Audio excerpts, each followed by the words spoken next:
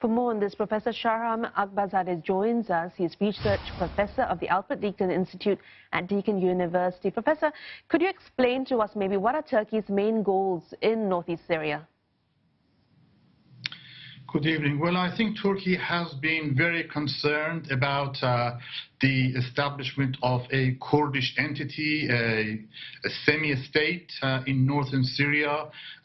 Turkey sees the Kurdish region as providing a haven for Kurdish insurgents in Turkey who might use that territory to launch attacks on Turkish soil or to regroup there. The volume of that is actually debatable and it's not huge. But what's really concerning the Turkish government is the establishment of a semi-independent or even an independent state of Kurdistan in northern Syria, because that can serve as inspiration for Kurds in Turkey. And Turkey is very concerned about that prospect. Well, how do you think this offensive or invasion will then further destabilize the situation in Syria as it is now? Well, it's going to be quite destabilizing because the Kurdish forces have been the real significant force in challenging ISIS and also standing up to the regime in Damascus. With Kurdish forces now busily trying to fend off the Turkish advance, there is an opening for ISIS, and there's also an opening for the government in Syria, Damascus, to really regain some control. So it adds up another layer of complexity to a very messy situation. As you already alluded to, do you think this will give a boost to Islamic State, and what are the repercussions of that? I think that's it's fair to say that ISIS will benefit from the mess and the chaos that Turkish action has created. The attention of Kurdish forces are now diverted towards north, towards Turkey, and that's really opening up creating an opening for ISIS. There are also reports that Turkey has also attacked a prison where ISIS prisoners were held in the Kurdish territory. So that is another concerning factor. If those ISIS prisoners get out, well, there will be regrouping and there will be trying to regain some of their lost territory. And then is Turkey not concerned about that possible resurgence of Islamic State? I think Turkey's main concern has been the Kurdish independence. The Kurdish question has been the defining factor in Turkish foreign policy in the region. It is, you might say, Turkey is obsessed with the Kurdish question.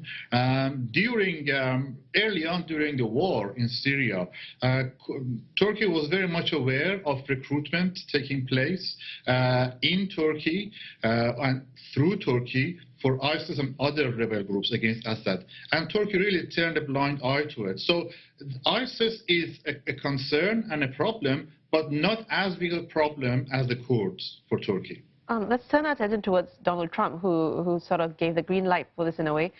Many critics say that he's sacrificing an ally by abandoning the Kurds who were the boots on the ground for the U.S. in Syria. What's the cost of that, do you think?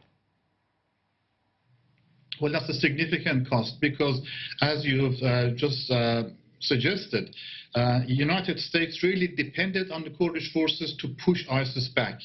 Kurds proved to be a very effective fighting force in pushing ISIS back.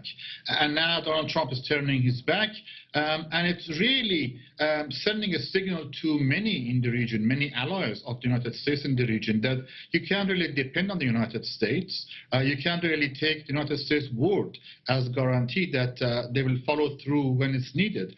So with that action, now Donald Trump has opened up the way for Iran and for Russia to get a stronger and get a more prominent presence in Syria.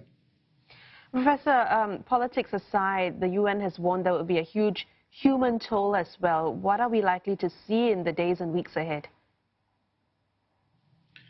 Well, we've already seen a mass exodus of Kurdish villagers from the north of Syria, fleeing Turkish advance to the south. So we will be seeing internally displaced people very much in Kurdistan. It depends how far south Turkey pushes. We could see a movement of displaced people from Syria into Iraq, and Iraq is really not prepared and doesn't have the capacity to deal with displaced people. So it's going to be a humanitarian crisis.